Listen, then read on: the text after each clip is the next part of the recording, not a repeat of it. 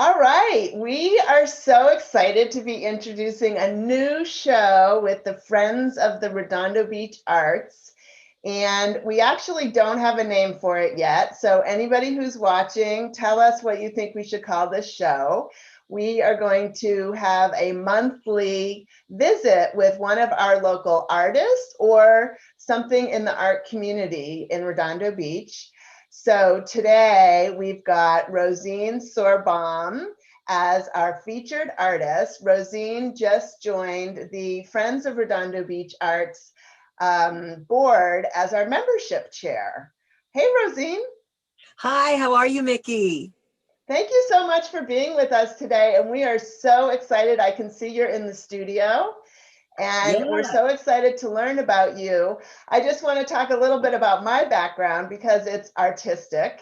And this is an exhibit that's at the South Coast Botanic Garden right now through January 10th, 2021. And you can buy tickets for it. Again, the South Coast Botanic Garden. And I've left some information in the YouTube link for this, as well as we'll have it on the Facebook and Instagram link as well, so people can get their tickets. I went and saw it. It's just fabulous. So now let's get to Rosine. So tell us, first of all, tell us about your art journey. You're an artist, you are a photographer and an artist. You practice so many different mediums. Tell us about yourself. Well, I guess I started when I was pretty young. I've always had a pencil in my hand or a marker or a crayon, as it were, when I was little. And I started lessons with local artist Gertrude Richardson in Redondo Beach. And I stayed with her for many years. We did mostly pastel, and the older kids, I stayed long enough to be an older kid, got to be in a special room for the oil painters, and that was a big Wow. deal. So I showed with her and her students for many years. I'd gotten best of show in one of them. And I stayed with her until the end of high school. In high school, I took music and I took art. And I should say that in elementary, I also took music. I took piano and guitar. So anyway, my journey to university, I had to decide whether I wanted to be a starving artist or a starving musician. And I thought that being a musician might give me a better edge financially. And it was the right call at that time to make. And I have been a music teacher ever since then. I teach music in I've taught in a couple of local schools. And I also teach privately piano, guitar, and ukulele, and I still do that. Wow. But as the kids got older and I didn't have to take care of them as much anymore, I started back into my arts. One of the things that I had picked up before they were born was stained glass, which I adored doing. But stained glass shards and children on the floor crawling don't mix very well. Right. So that went away. And I took up needlepoint at that point. And oh, that was a double word. I'm sorry. And that was a lot of fun. I designed a whole bunch of uh, uh, designs to sell in local needlepoint shops at the time. And that was something conducive to me being able to raise my kids and being able to stick with arts. As they got older and into school, I went into a hands-on art program, and I was a docent for them for a long time. And that really kicked me back into doing art. I got my watercolors back out, my pastels, my oils, and I rediscovered acrylics, which had progressed very well by then. When I first started in painting, acrylics was a cheap substitute and wasn't a very viable art solution, but acrylics have really come a long way, and I use a lot of acrylics now. Well, time goes on. I took a workshop in encaustic arts, which is wax, melted wax with Oh, pigment, wow. and loved it. I did that with artist Patty Ockeson. She's out in the valley, and she has a studio there, Studio Arts, Kenyon Arts, and loved working with her, learned a lot from her. And then I discovered Bob Mackie, and Bob Mackie taught me how to do his resin and wire technique. And lately, that's really what I've been doing. He and I show together, we collaborate on some pieces, and we have a good working relationship. So that's basically my art journey and where I'm at right now in a nutshell. But Would you you didn't like to even see my... mention photography. Oh my gosh, photography. I have always taken pictures. I've always had a camera. I started with one of those little Kodak pocket cameras. I had that in school wherever I went, and the kids would kind of cringe when I took my camera out and say, "Oh no, she's at it again." So I always had a camera on me, and even to this day, I've gone through a bunch of different cameras. For my professional stuff, I use my Canon camera, and it's a 7D, which I like a lot. And then for my work camera that I keep in my purse, I have a Panasonic Lumix, which I really like. And I take a lot of pictures on there. It's not uncommon for me to have, oh my gosh, more than 10,000 pictures a year that I'm taking. Wow. So yes, I do a lot of photography as well. And my family cringes when I take my camera out. Hold still, kids. Yeah, but there's so many fun memories that come with that. I see that all the time. People never want their picture taken, but they're mad at you if they're not in the pictures. And then they come to me, Mom, do you remember taking a picture of me at this and this and this? I really need a Right. copy. Gee, I happen to have one. Right. Exactly. Exactly. So show us some of your work. Your studio is, I mean, I can just see from your background, there's so much there. I would love to. And let me get my finger out of the camera. Okay.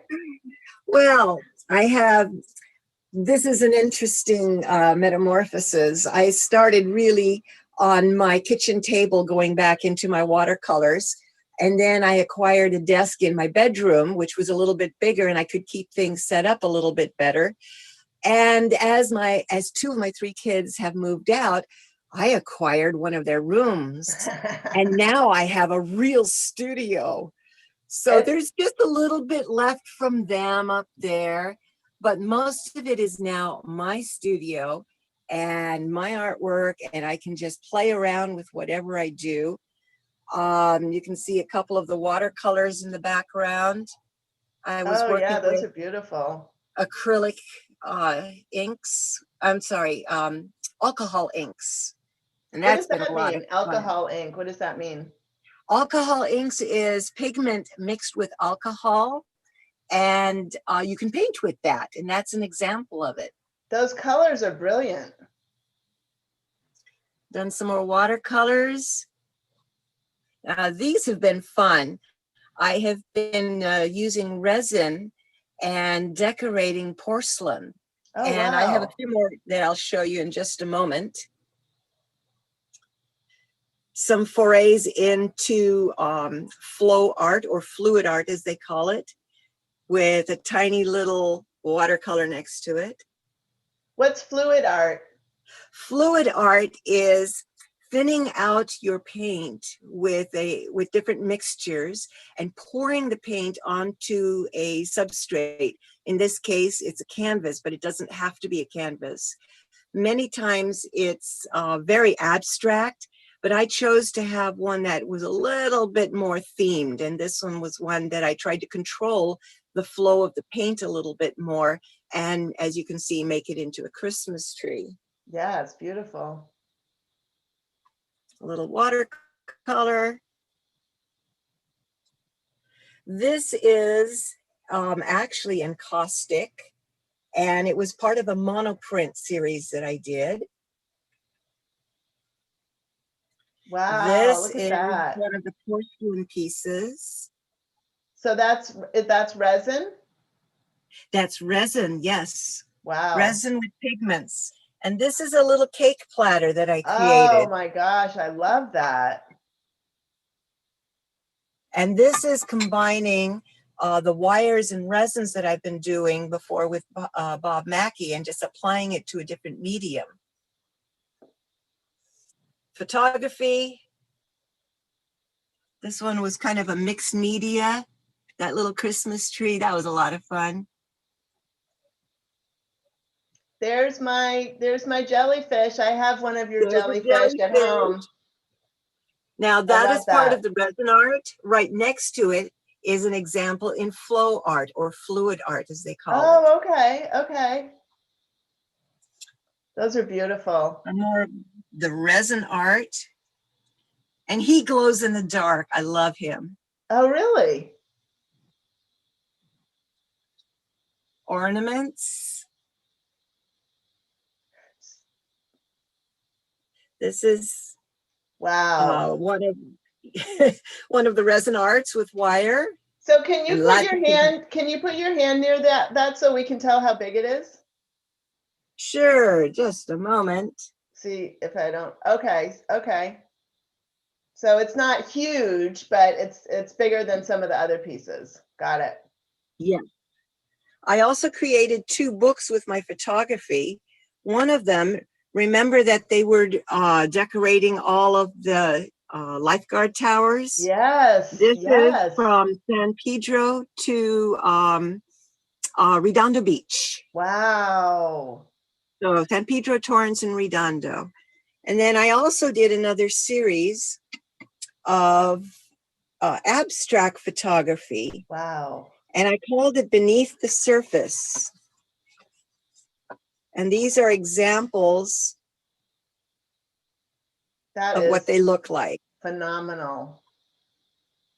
So I reproduced them on canvas.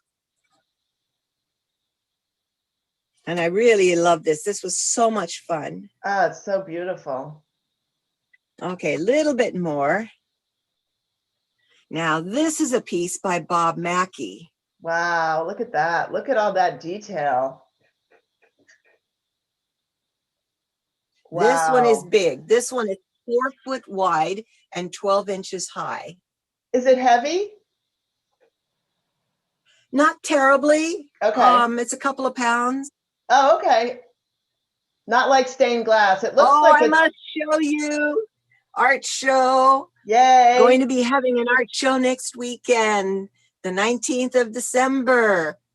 Okay. Featuring a lot of the work that you are seeing right now. And I've invited several other artists. So we're going to be about 5 or 6 artists in my backyard and on my driveway. So I hope people can come. Yes, yes. That is here. Great timing for the holidays. Yeah. And this is an example of encaustic art where I poured wax onto a substrate. Wow. It's beautiful. This is some of the jewelry that I am doing right now. What don't you do? I don't do sculpture. Okay. That one I haven't done, and I haven't done clay yet. I don't care for clay that much. Okay. Watercolor, piece by one of my sons. This is gel printing. This is something new that I started this summer, and I love the way it works. I did a couple of examples. Can you explain it to us? Gel printing is the technique where you put paint onto a gel. It's a solid piece of flippy floppy material, and you press paper onto it, and you do several pressings on it, and you can get design works that way. Wow, okay. Some of my materials, you can see how I store. Right, right. And last but not least, a few pieces that are in progress. Oh, beautiful. These will be done by next week. I have a fish that's partially done. He will be an orange koi fish. Oh, wow. This is the start of a surfboard at the beach. And so far the crab is in, the surfboard is almost in, the sky is in, but none of the water and the sand is in yet. Oh, wow. Snowman. This will be a snowman. As you can see, the snow is not there yet. When you do resin work like this, every color has to be done at a separate pour, which means that I have to wait about 6 to 8 hours before I can put another adjoining color next to it. Because if I don't wait, they bleed. So while I don't necessarily work a long time in the studio on a single piece, it's extended because I have to wait in between for the colors to dry up, to cure. Okay. And Okay. I have this. This one is going to light up. Let me see if I can get him lit up for you. Oh, that's Okay. neat. Oh, I love it. And he's not quite done yet. So that's why he's sitting there. You can see some of my material. So what is like the price range of some of these pieces that you're working on right now? The price range is, the smallest ones are $75. And then from there, they go on up to where this one is so large. This one is $950 currently. It's So it's beautiful. the price range is anywhere between $75 and $950 right now. For the resin. For the resin work, right. Great, great. And then Oh, how long does it typically take for one of your resin pieces with all the drying time and everything? It depends on the complexity. They can take anywhere from 1 week to a month. Okay. The more colors, the more pieces, the longer it takes. Now, these I started midweek, Monday or Tuesday. It's Saturday today. I should have these finished by midweek coming up. So these will take each about a week, but I'm doing them concurrently. So I'm getting 4 of them done. And then, I mean, I feel like there's a real science to working on that. I mean, you need to plan it all out in advance so you know which colors go first, and it seems like there's a lot of planning involved as well. There is a lot of planning involved. You have to know how long it's going to dry, and weather and humidity makes a huge difference in the drying, the curing time. You have to know what colors will be compatible with each other. There's, of course, the design work, which is a separate issue, but the actual mechanics, you do have to know your drying time, how much time you have to work with your medium, and what you can do to fix mistakes, which once it's dry, it's kind of difficult to do. But if you catch things early, you do have to know how to work your medium to be able to clean things up properly. So do you do stained glass anymore? I have done stained glass, but not in the recent years. My stained glass has been packed away for a while, and frankly, I don't have room in this studio for it right now. But I would love to get back into stained glass. I've done several windows for my parents, and my bigger pieces are in their house. And I've also done smaller pieces that turned into jewelry or turned into small pieces, many of which I have sold. So I would like to eventually get back into stained glass, but right now I'm just having too much fun with the resin work and with the encaustic works and the watercolor and the acrylic. Everything.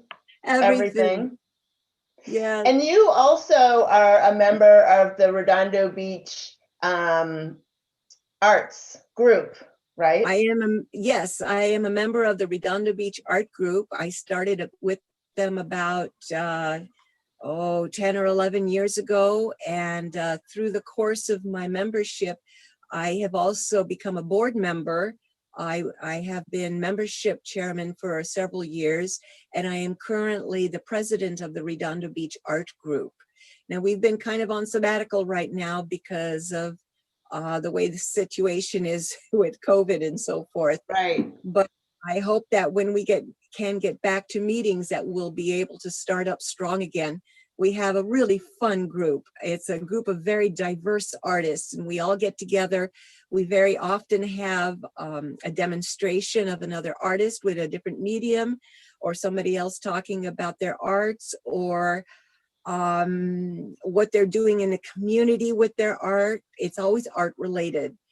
And we also focus on our art. So we have one of our members are asking our current members to show what they do. So we get to see what ourselves, that's the wrong way to say it, I suppose, but we get to see what we do as well as what outside artists get to do. Well, and I love the fact that you're now on the board helping out with membership for Friends of the Redondo Beach Arts so that you can really help bring the two organizations together, which I think is so critical because as, you know, on the board of Friends, you know, I am not an artist, but clearly I appreciate art. And so I love knowing more about our local artists, and you'll be really critical to bring the two groups together. And I think that'll be really wonderful. Well, we are sister groups. Both groups were started by Nina Zakladin. And as she moved forward to extend the art world with FRVA, with Friends of Redondo Beach Art Group, she passed the baton along to other people to help run the Redondo Beach Art Group. So while she is still an advisory member, she has moved on towards the Friends of Redondo Beach Arts in an effort to get a more widespread group of artists involved, which is what she does with California 101. It started with local artists that she featured, and she has since introduced artists from around the world to show at this art show. So that's been a wonderful, wonderful journey. That's right. That's our fabulous annual pop-up gallery that has become an international gallery, which is amazing. So as the membership chair of Friends of Redondo Beach Arts, do you have any special messages that you would like to share to our audience? I would like to ask everyone to become friends of this YouTube channel and see what we're up to. I'm sure that we'll be able to talk about a lot of different artists and mediums and shows and events. And I encourage people to subscribe to the channel. And they can become members of Friends of Redondo Beach Arts. The membership is only $25. That's right. And they can support the arts in that way as well. And that way they will get firsthand knowledge of what we are doing. Right, right. And I mean, I think it's the best deal in town, and who wouldn't want to support the arts? So all they have to do is go to our website, friendsofredondobeacharts.org, and go to the donate button and sign up for a one-year membership, which is only $25. So it's a pretty good deal. I agree. Well, best deal in town. Yep. Thank you, Rosine, for all your time today and for sharing your amazing artwork with us. And do you also still sell it on Etsy? I do. I have an Etsy site. I actually have 4 Etsy sites, and I also have a personal website. The Etsy site is rosinedesigns.etsy.com, rosinedesigns.com. And from there, you can get the other 3 sites, one which has the resin art, one which has the encaustic art, and then I have another one that is more inspirational art. And then I have my personal art website, which is www.rosinedesigns.com. We'll make sure we put all those links on all of our social media that we share this video on. Very good. Well, thanks again, Rosine. We've really enjoyed talking to you today. And for anyone who's watching, we need a name for this new show. So help us out with a name for our new live show where we'll showcase amazing artists in Redondo Beach and the art community. Thank you, Rosine. Sounds good. Thank you very much. It's such a pleasure to have been part of